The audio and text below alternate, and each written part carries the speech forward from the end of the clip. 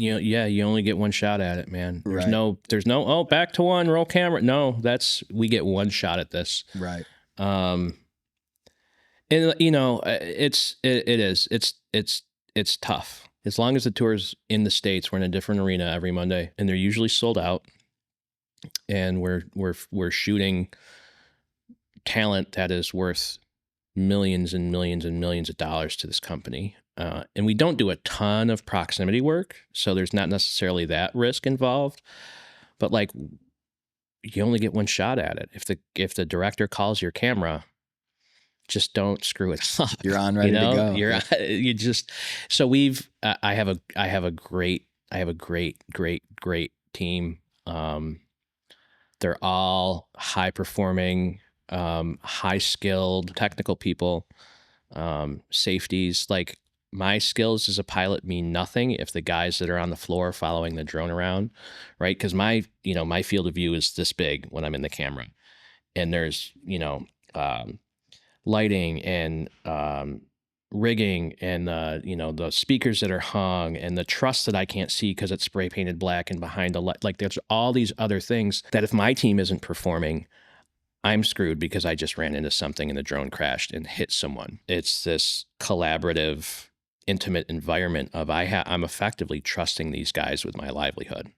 It's their livelihood too, so they're going to do a good job. Normal film set drone stuff, normal real estate drone stuff, if something happens and your drone catastrophically fails midair, motor fails, right? Falls out of the ground or falls out of the sky to the ground, and you're shooting real estate, what are you going to do? Break the drone? Right? The chances that you hit someone or something that has any value are pretty astronomically small. We're in a sold out arena. There's seating on the floor. There are wrestlers in the ring. If that drone fails, if I don't hit someone, I'm going and buying a lottery ticket. You know what I mean? Like, there's the chances of not hitting someone or something that's worth an astronomical amount of money are so infinitesimally small. It's a lot of pressure from the safety side of things. It's a lot of pressure from we only get one shot at this kind of thing. We've done a lot of rehearsals. Our director is very familiar with our capabilities. That was a process. Hey, can we do? No, we can't do that. Oh, well, what about? No, we can't do that. Well, what if? No, we can't do that. And it's just, for me, it's always been a safety issue. Like, I'll do anything. You want me to fly my drone into a wall at 40 miles an hour? That's fine. Write me a check for the drone, right? As long as we can do it safely, I'll do whatever you want. But the moment there's a safety concern that exceeds what I have established as an acceptable threshold, I don't care who you are or how much money you have. We're not doing it. It's really gotten to a point where our director has a very good understanding of what he wants, what we can do, and vice versa. We understand what his expectations are from us. And anything outside of that norm, we've gotten to the point where we have a relatively brief conversation. I want to do this. I want the shot to look like this. And I'm like, yep, no problem. Or it's like, hey, we can't quite do that, but we can change this and do this angle differently or come in slow or whatever it is. So it's that collaboration, that trust between yourself and the production team to accomplish the mission, right? I want to say yes. I want to provide you everything you're paying me for. But we're going to do it safely. In the film set, it's like, didn't get that right, back to one. Right. Try it again. Yeah. All we're doing is spending more money. Yeah. It's a bit different. And like you said, with the sets are very hierarchical. That word. Well, I think we're close. Hierarchical. I'm not going to be able to say it. Everyone knows what I mean. The hierarchy is there. It's well established on sets. And of course, depending on who you work with, there is, obviously some people that are more willing to hear advice from everybody along that chain, and some people are more opposed to that.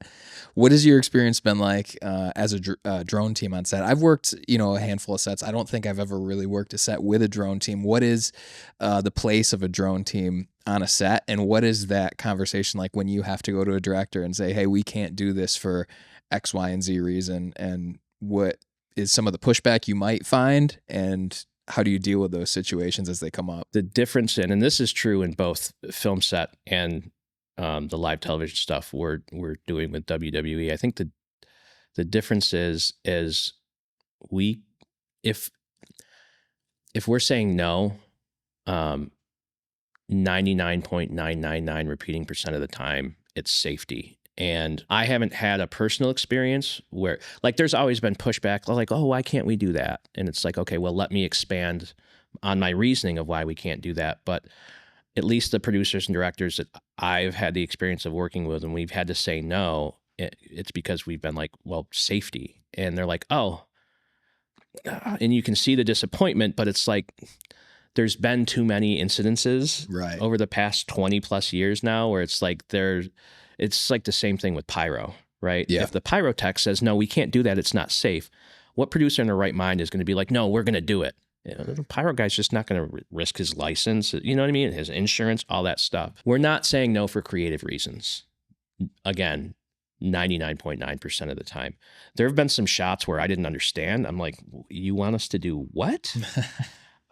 You sure? Yeah. Right? You in the thing, and then we come over and that's what you want.